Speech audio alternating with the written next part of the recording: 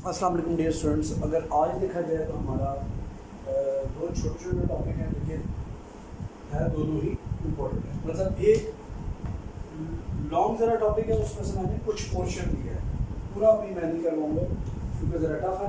एक साइड में भी इसकी सिर्फ कवर करूँगा और दूसरा जो बड़ा टॉपिक है समझने वाला छोटा टॉपिक है, लेकिन टॉपिक छोटा समझने के लिए लेकिन इसकी इम्प्लीकेशंस बड़ी हैं।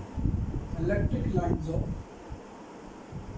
फोर्सेस, अच्छा इसको इलेक्ट्रिक फील्ड लाइंस भी कहते हैं।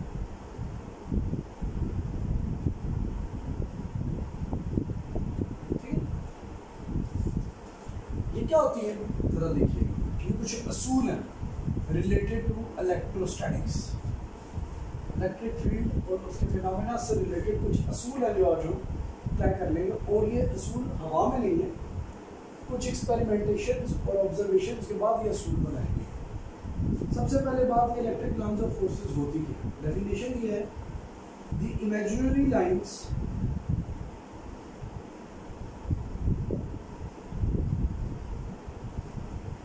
Used to show the direction and strength of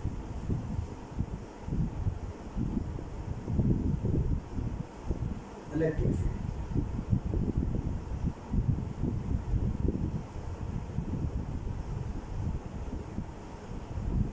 आगे बात समझ, ये ऐसी इमेजिनरी लाइंस होती हैं जो डायरेक्शन और स्ट्रेंथ ऑफ इलेक्ट्रिक फील्ड को क्या कर रही होती है, शो कर रही है। एग्जांपल के तौर पर हमारी पहली अजम्पशन क्या है, याद रखिए।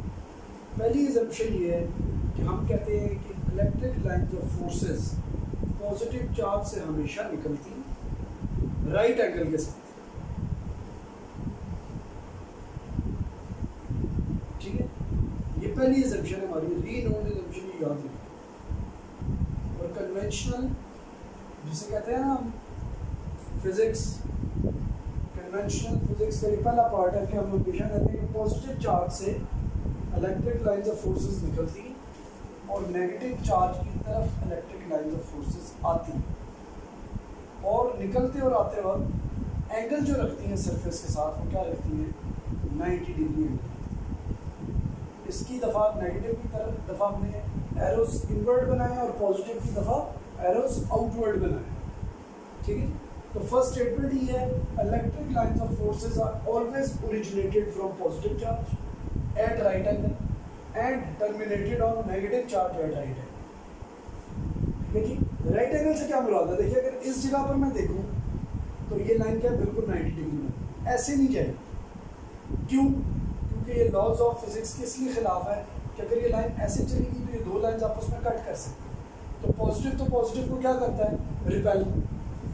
दैट्स व्हाई लाइंस निकलेगी ज़रूर, लेकिन आपस में बिल्कुल जिस भी पॉइंट से निकलेंगी 90 डिग्री का एंगल बना के पॉजिटिव से निकलती है और नेगेटिव की तरफ आती है। ये हमारी पहली अजम्पशन, फर्स्ट अजम्पशन। ये बुक में आप पढ़ भी सकते हैं और पॉइंट भी बना कर लिख सकते हैं। पॉइंट क्या लिखेंगे, मैं बोल रहा हूँ, आप इसको सुने और लिखें। क्या? That electric lines of forces are always originated from positive charge at right angle and terminated on negative charge at right angle. ये पहला पॉइंट है किसका, इलेक्ट्रिक लाइंस ऑफ फोर्सेस। ठीक है जी, लिखना भी सकता हूँ मैं, आपको जान भी कह रहा हूँ ताकि कुछ आप भी लिखें तो मुझे सुन तो रहे। तो मैंने बता दिया, electric lines of forces are always originated from positive charge at right angle and terminated on negative charge at right angle. Second point, where these lines are greater in number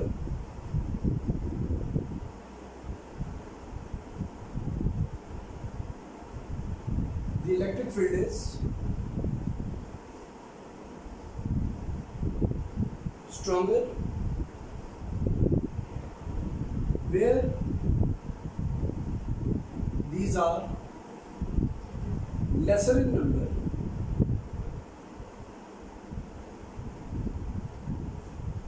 field is weaker। इस बात को समझाने का मकसद जरा, late से जी एक positive और नेगेटिव चार्ज बहुत ही करीब पड़ा, हमने भी पढ़ा है कि फील्ड लाइंस पॉजिटिव से नेगेटिव की तरफ चेंज, तो तरीके से निकलना 90 में है, इसलिए क्या हो रहा है, निकल रहा है बिल्कुल सीधा, लेकिन क्योंकि अट्रैक्शन है नेगेटिव की तो क्या कर रहा है, कर्व कर रहा है।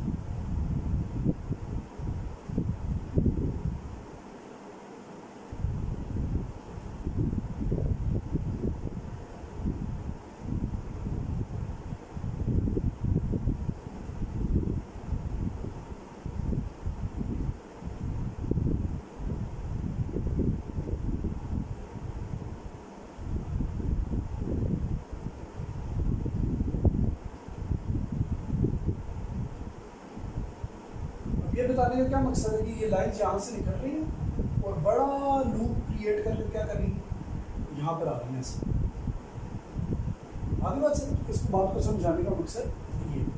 अब आप खुद सोचिए कि अगर मैं यहाँ पर एक बॉक्स रख देता हूँ इस जगह पर, तो यहाँ पर फील्ड लाइन्स कितनी पास करेंगे, 3 फील्ड लाइन्स पास करेंगे, और एक यही साइज का बॉक्स मैं यहाँ पे रख देता हूँ, तो यहाँ पे फील्ड लाइन्स क्या है, 1 पास करेंगे।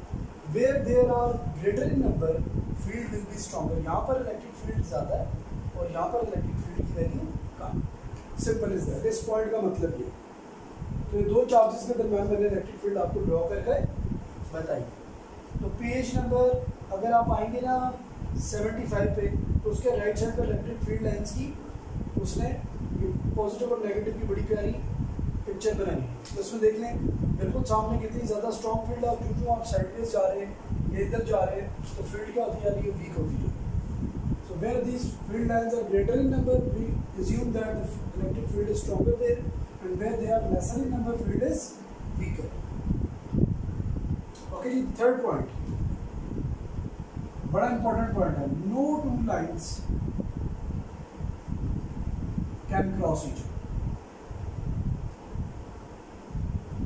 ये याद रखिएगा, बड़ा इंटरेस्टिंग पॉइंट है। ऐसा नहीं हो सकता कि यहाँ पर नेगेटिव पॉजिटिव की तरफ जाते हुए जनाब अली इस तरह हो जाए, फील्ड ऐसे करके काट जाए, ना ना ना, कोई भी फील्ड लाइन एक दूसरे को काटेगी नहीं, ये बात याद रखिए, क्योंकि ये लॉज ऑफ फिजिक्स के खिलाफ हो जाएगा।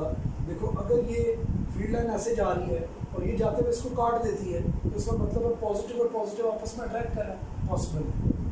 कोई भी फील्ड लाइन एक दूसरे को काटेगी नहीं, ये इलेक्ट्रोस्टैटिक के लॉज के खिलाफ है। उसकी रीज़न मैंने आपको बता दिया, ठीक है। फोर्थ पॉइंट भी है, फोर्थ पॉइंट आप अभी करेंगे आपके लेवल से ज़्यादा है, वो आप फिर FSC में जब आएंगे ना तो तब सीख लीजिए। इतना काफ़ी है जितना मैंने आपको इलेक्ट्रिक फील्ड लाइन से रिलेटेड बताया। तो electric field line imaginary lines होती है, हाँ, ये इमेजिनरी लाइन्स ऐसे ही नहीं बनाएंगी, किसी ऑब्जर्वेशन पर बनाएंगी। इंशाल्लाह ताला जब प्रैक्टिकल्स आपके होंगे ना, तो उस दरम्यान एक मैग्नेटिक फील्ड का, बार मैग्नेट का एक प्रैक्टिकल करते हैं, और जब मैं वो प्रैक्टिकल आपको करवाऊंगा तो तब मैं आपको मैग्नेटिक फील्ड लाइन्स के बारे में बताऊंगा।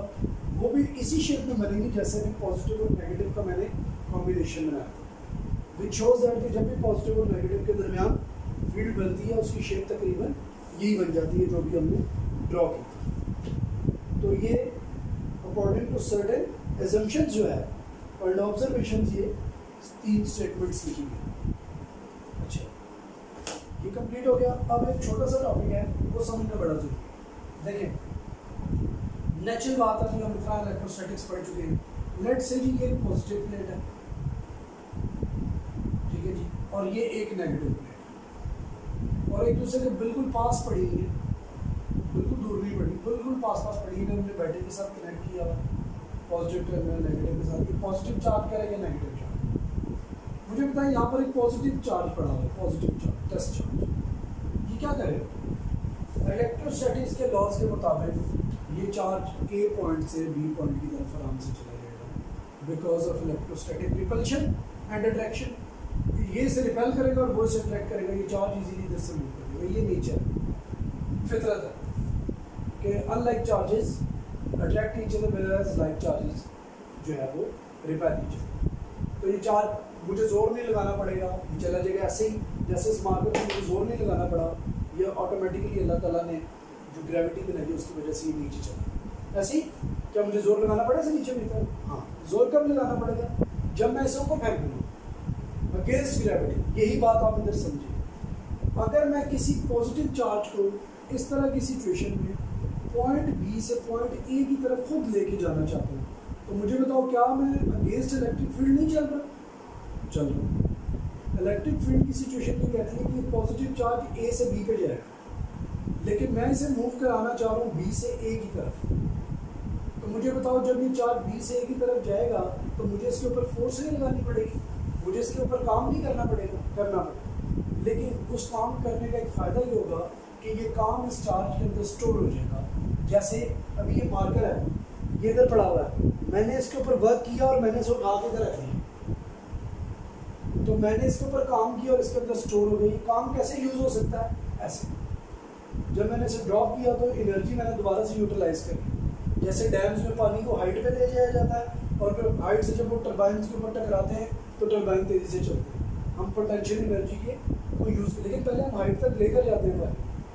हाँ, नेचुरली जिस तरह पानी हाइट से ही आ रहा है तो वो अल्लाह की तरफ से है, वो पहले से हाइट से आ रहा है, तो हमें उसको उधर एनर्जी लगाने की जरूरत पेश नहीं आती। लेकिन इलेक्ट्रिक मोटर आपके घर की देखिए क्या करती है, जब आपको टैप वाटर चाहिए होता है तो आप क्या करते हैं, नीचे वाली टैंकी से मोटर चलाते हैं, ऊपर वाले टैंक के अंदर क्या कर देती है, पानी डालती है ना। सो पहले आप काम करते हैं, फिर उसको यूटिलाइज करते हैं कि जब आप टैप्स ओपन करते हैं तो वही पानी रन आउट होकर आपकी यूटिलाइजेशन में काम आ जाता है। सेम काम इधर भी आप नहीं करते। अगर कभी ऐसी सिचुएशन हो जाए कि आपको चार्जेस को नेगेटिव प्लेट से पॉजिटिव प्लेट की तरफ एक पॉजिटिव चार्ज को लाना पड़े अगेंस्ट द इलेक्ट्रिक फील्ड, तो याद रखिएगा जो काम आपने चार्ज में किया वो ज़ाया नहीं जाएगा, बल्कि वो चार्ज के अंदर स्टोर हो जाएगा एज इलेक्ट्रिक पोटेंशियल एनर्जी। सो हम यहाँ पर एक बात लिखते हैं, when work is done on A unit positive charge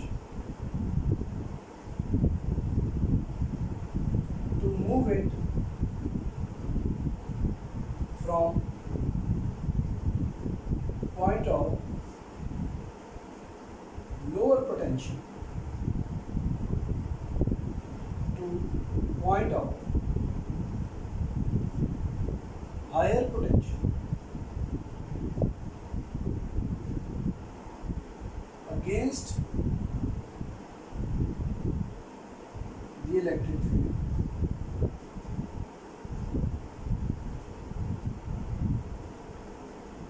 without disturbing the electric field equilibrium, is stored in a charge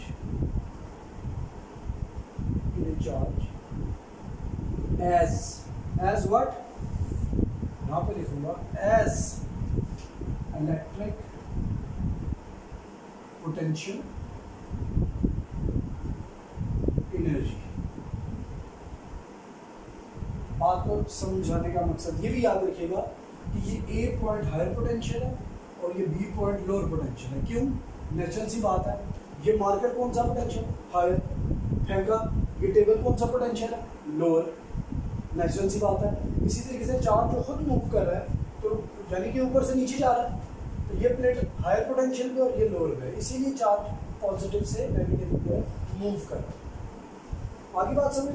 तो ये कह रहा है जी, जो भी लिखने वाला है यहाँ पर तो नहीं, लेकिन बहरहाल फैराडेज का लॉ ये, तो उसने ये कहा जी कि when work is done on A charge, जब हम चार्ज के ऊपर काम करते हैं और उस पॉजिटिव चार्ज को हम लोअर पोटेंशियल से हायर पोटेंशियल में ले जाते हैं इलेक्ट्रिक फील्ड में अगेंस्ट इलेक्ट्रिक फील्ड, लेकिन बाय कीपिंग इलेक्ट्रोस्टैटिक इक्विलिब्रियम, यानी कि हम इलेक्ट्रोस्टैटिक इक्विलिब्रियम को डिस्टर्ब नहीं करते। ठीक है जी, without disturbing the electrostatic, electric field से बेहतर है इलेक्ट्रोस्टैटिक लिख लो। So दोबारा से डेफिनेशन पढ़ता हूँ। When work is done on a unit positive charge to move it from point of lower potential to higher potential against the electric field। देखो electric field तो ये नहीं अलाउ कर रही है आपको, जैसे कि ग्रेविटेशनल फील्ड अलाउ क्या कर रही है, इसको ऊपर लेके जाना अलाउ कर रही है? नहीं, मैं उसके अगेंस्ट काम कर रहा हूँ। लेकिन ये भी याद रखना कि इस तरह काम करना है कि इलेक्ट्रोस्टैटिक इक्विलिब्रियम इक्विलिब्रियम भी डिस्टर्ब ना हो, ये ना हो कि पूरी की पूरी इलेक्ट्रिक फील्ड बदल जाए, तरीके के साथ स्लो प्रोसेस के साथ आप इसे मूव करते हुए, ठीक है जी। तो अगर आप ऐसा काम कर लेते हैं, so this value of work done will be stored in a charge as electric potential, and whenever we release a charge from point A, it automatically goes to point B, दोबारा B पर चला जाए। आगे बात समझ। सो अभी के लिए आप इतना ही याद रखें इलेक्ट्रिक पोटेंशियल एनर्जी का। When work is done on a unit positive charge to move it from point of lower potential to higher potential in an electric field without disturbing the electrostatic equilibrium, this charge is stored as this work is done is stored as electric potential energy in a charge, and this electric potential energy can be used again, ठीक है जी। सो इससे related कुछ बातें हैं जो next topic में refresh करके समझाइए। आज के लिए इतना ही, मिलते हैं ब्रेक के बाद।